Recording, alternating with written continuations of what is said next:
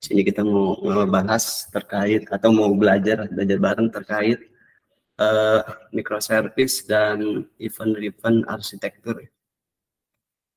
Oke, mungkin ada beberapa poin yang bakalan kita bahas. Nah, ini lebih ke introduction atau pengenalan di awal sih, sebelum kita masuk ke inti dari microservice dan event-driven ya. Yang pertama itu ada poin why, mengapa kita harus atau memilih microservice arsitektur. Kemudian microservice arsitektur ini adalah sebagai pemecah sebuah masalah yang ada. Kemudian apa sih manfaatnya? Dan terakhir mungkin ini yang bakal jadi poin penting, yaitu tantangan ya, ketika kita memilih sebuah arsitektur microservice. Next. Yang pertama yaitu kenapa kita memilih arsitektur microservice ya.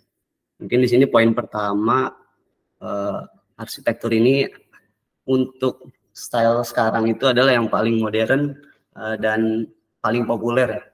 Nah, karena banyak nih perusahaan-perusahaan yang perusahaan teknologi yang sudah besar juga udah menerapkan arsitektur ini ya, seperti Google, Amazon, Netflix, Airbnb, dan Spotify, dan masih ada yang lainnya juga sih. Gaya arsitektur service ini tuh berbeda sama gaya arsitektur yang lainnya ya. Mungkin bisa kita lihat dari gambar di samping nih, di mana seluruh gaya arsitektur ini, di mana seluruh sistem kita akan dibagi menjadi kumpulan service yang independen dan memiliki cakupan tanggung jawab yang sempit.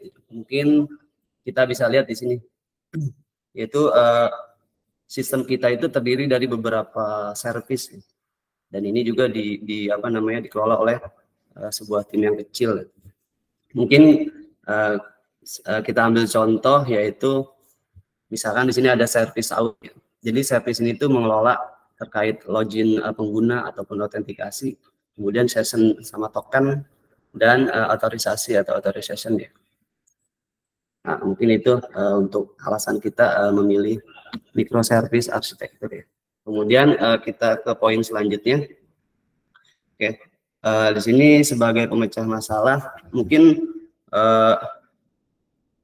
gaya arsitektur yang paling umum digunakan ya di seluruh kebanyakan sekarang itu dia menggunakan itu arsitektur monolitik ya. Mungkin kita bisa lihat gambar yang di atas ini, gaya arsitektur monolitik ya. Di sini dia memiliki 3 tingkatan sih. Mungkin yang pertama itu ada sebelah kiri presentation, kemudian ada logic atau bisnis atau mungkin aplikasinya, kemudian ada data. Nah, presentation itu sebagai antarmuka ke pengguna, atau bisa disebut juga sebagai, mungkin kita nyebutnya front end yang berjalan di perangkat pengguna. Kemudian logic atau bisnis itu adalah sebuah aplikasi yang menangani semua interaksi antara pengguna dan sistem.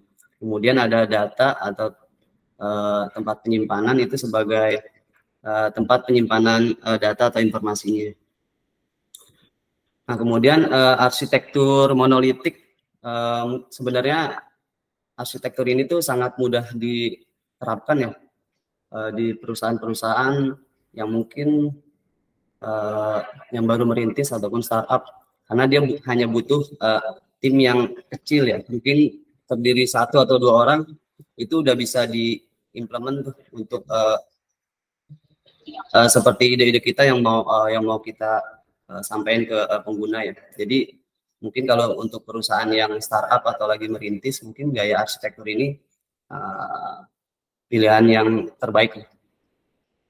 Tapi seiring berkembangnya perusahaan, jika perusahaan itu sukses, mungkin tim pengembangnya juga pasti akan semakin berkembang ya, bertambah. Nah, di sini kita akan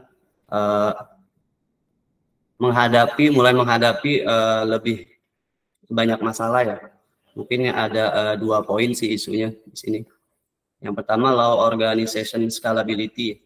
Jadi dengan banyaknya pengembang atau engineer yang mengerjakan pada baris code yang sama, ini salah satu konflik penggabungan code yang bakalan menjadi masalah serius. Kemudian setiap kali kita menambahkan fitur atau membuat fitur, nah, kita memerlukan lebih banyak perencanaan sama koordinasi dengan tim. Nah, biasanya berarti lebih banyak pertemuan. Nah, dengan banyak pertemuan pasti semakin banyak orang yang hadir, maka semakin lama dan kurang produktif sih untuk meeting tersebut. Kemudian di sini ada poin selanjutnya atau isu selanjutnya ada low system scalability. Jadi sistem kita, karena kita perusahaan yang terus berkembang, maju, kemudian fitur-fitur kita juga bakalan bertambah, maka basis code kita juga akan menjadi lebih besar nih dan kompleks. Pastinya memerlukan perangkat keras dengan spesifikasi yang tinggi. Terus masalah lain juga, mungkin yang terakhir, yang ketiga atau yang terakhir itu sistem kita jadi kurang stabil ya, karena semakin berkembang, fitur banyak, kemudian basis kompleks, kemudian sistem kita jadi kurang stabil. Bahkan masalah kayak kebocoran memori ataupun bug itu bisa mempengaruhi keseluruhan sistem kita ya. Jadi sistem itu akan kurang stabil gitu. Kemudian ke poin selanjutnya. Jadi di sini ada benefits ataupun manfaat yang bakalan kita ambil ataupun kita dapatkan ketika menerapkan arsitektur microservice.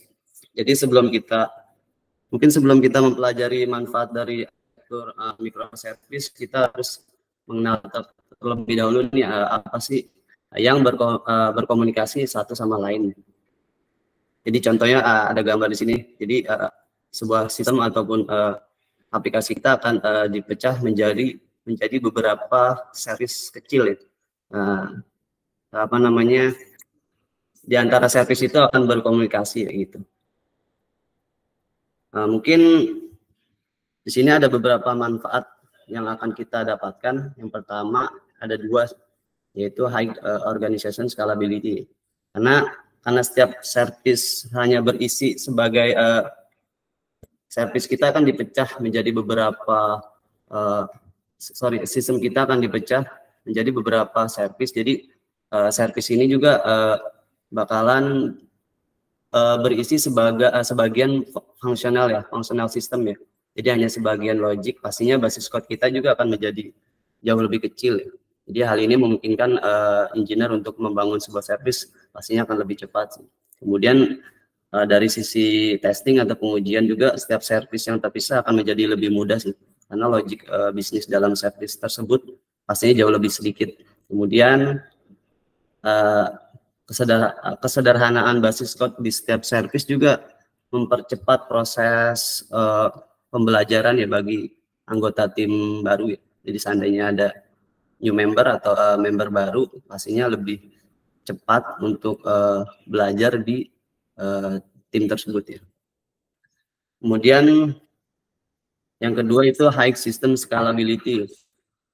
Dengan kita memecah basis code menjadi microservice, pastinya setiap service berukurannya jauh lebih kecil, sehingga setiap service instan menggunakan lebih sedikit memori dan CPU. Karena pada arsitektur microservice, setiap service dapat dibangun dengan bahasa yang berbeda sesuai dengan kebutuhannya. Jadi service ini tuh bisa dibuat ataupun dibangun dengan bahasa-bahasa yang berbeda ya, tergantung kebutuhan ataupun kesepakatan dari tim tersebut ya. Dan terakhir pastinya sistemnya stabil, karena setiap microservice diterapkan sebagai unit runtime terpisah. Nah, mungkin kita bisa, kenapa dibilang stabil, mungkin kita bisa lihat dari contoh gambar di samping. Misalkan ada satu service itu terjadi bug, gitu kan. Kemudian ada service yang lain yang mungkin dependence ke service tersebut ya. Jadi impact-nya pun hanya pada service yang bug tadi, mengalami bug, sama service yang ada ketergantungan sama service yang service tersebut ya. Jadi untuk service-service yang lain pastinya nggak kena dampak kayak gitu sih. Next-nya itu adalah tantangannya.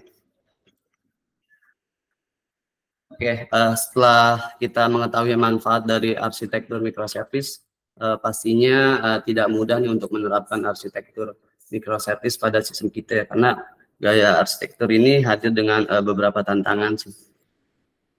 Yang pertama itu microservice is highly distributed system. Jadi sebuah sistem yang terpusat akan dipecah menjadi sistem yang terdistribusi. Hal ini pastinya akan menyebabkan sistem kita menjadi kompleks sehingga akan menimbulkan masalah yang tidak dapat diprediksi. Jadi penting pula nih karena kita sistemnya terdistribusi, pastinya untuk pola komunikasi kita pilih dengan efisien dan yang efisien dan menjadi penting. Kemudian karena komunikasi antar layan melibatkan penggunaan jaringan, pastinya ini dapat menyebabkan masalah di latensi. Kemudian dari sisi testingnya, sebenarnya untuk testing di setiap service itu kalau kita lihat dari manfaatnya pastinya lebih cepat ya untuk testing per service. Tapi ketika sistem atau service itu udah diterapkan, pastinya kita nggak tahu nih apakah fungsi itu berjalan baik secara keseluruhan. Nah ini pastinya dari sisi testing bakalan ada terciptanya atau ada pengujian integrasi antar service. Nah ini mungkin bisa memperlambat produktivitas ya. Karena setiap service itu dimiliki oleh tim yang berbeda ya. Jadi sangat sulit nih untuk siapa sih yang bertanggung jawab nih untuk memiliki tes integrasi antar service tersebut. Kemudian poin yang ketiga itu troubleshooting and debugging. Jadi troubleshooting dan debuggingnya pastinya akan jauh lebih sulit karena tadi lihat poin yang pertama sistem kita akan menjadi sistem yang terdistribusi. Ketika terjadi sebuah bug, kita akan sulit tuh sebenarnya bug ini ada di service mana atau di aplikasi yang mana nih. Contohnya misalkan ada sebuah request dari klien, kemudian atau request ke list data customer ya. Kemudian respon yang diterima klien itu adalah sebuah kesalahan atau informasi. Dia dapat informasi tapi waktunya lumayan lama. Jadi bagaimana nih kita mengetahui sebuah service yang jadi bugnya ataupun waktu yang lama itu karena service yang mana kayak gitu sih intinya. Yang terakhir adalah organization scalability. Jadi bagaimana kita menerapkan nih tanggung jawab antar service atau cakupan tanggung jawab antar service.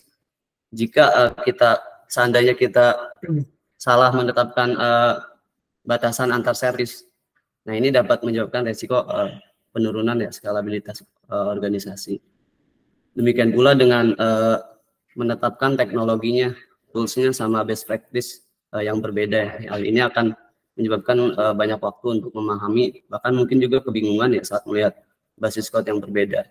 Jadi mungkin di sini kita harus dengan tepat menetapkan teknologi itu sama best practice-nya. Jadi jangan asal ada sesuatu yang baru kita terapkan, mungkin kita harus